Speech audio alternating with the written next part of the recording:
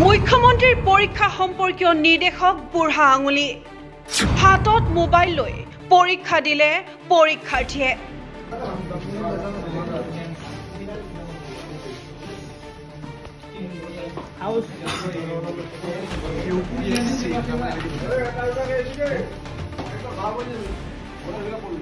তামুলপুৰ উচ্চতৰ মাধ্যমিক বিদ্যালয়ৰ পৰীক্ষা কেন্দ্ৰত ঘটিছে এই ঘটনা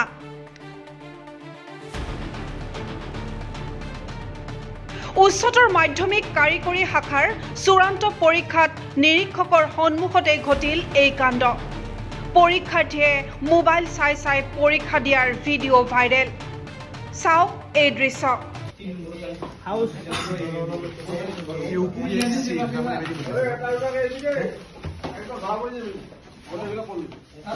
পৰীক্ষা কেন্দ্ৰত মোবাইল নিষিদ্ধ থকাৰ পিছতো কেনেদৰে মোবাইল লগত লৈ মুক্তভাৱে পৰীক্ষা দিলে তাক লৈ সৃষ্টি হৈছে তীব্ৰ প্ৰতিক্ৰিয়া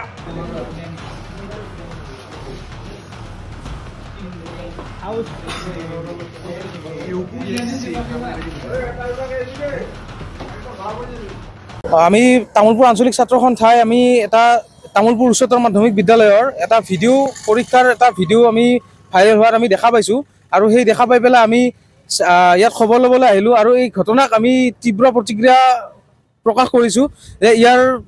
ইমান কঠোৰ নিৰাপত্তা বেষ্টনীৰ মাজত ছাত্ৰ ছাত্ৰীসকলক কেনেধৰণে মোবাইল নিয়াত কেনেধৰণৰ সহায় কৰিলে কোনে এইবিলাক সহায় কৰিলে এই ক্ষেত্ৰত উচিত তদন্ত হ'ব লাগে অন্যথা আমি ইয়াতকৈ আৰু বিশেষ ধৰণে আমি তীব্ৰ প্ৰতিবাদ আৰম্ভ কৰিম হয় এই ক্ষেত্ৰত আমি তেখেতসকলৰ ওপৰতো আমি উচিত তদন্ত হোৱাৰ মানে বিচাৰিছোঁ যে ইমান কঠোৰ নিৰাপত্তা বেষ্টনীৰ মাজত চৰকাৰৰ ইমান কঠোৰতম নিৰ্দেশৰ মাজতো শিক্ষক আৰু ছাত্ৰ ছাত্ৰীৰ মাজত এইবিলাকৰ কেনেধৰণৰ মইমতালিৰ সৃষ্টি হৈছে এই ক্ষেত্ৰত বিদ্যালয় কৰ্তৃপক্ষৰ লগতে ছাত্ৰ ছাত্ৰীৰ ওপৰত উচিত তদন্ত হ'ব লাগে আমি ভিডিঅ'টোৰ স্পষ্ট হৈ উঠিছে যে নিৰীক্ষক থকা অৱস্থাতে যিসকল ছাত্ৰ ছাত্ৰীয়ে মোবাইল ব্যৱহাৰ কৰি আছিল এই ক্ষেত্ৰত নিৰীক্ষকেও পূৰ্ণ সহযোগিতা আগবঢ়াইছে নিৰীক্ষকৰ কথা স্পষ্ট হৈ আছে ইয়াতে নিৰীক্ষকে তেখেতে নিজেই কৈছে যে তহঁতে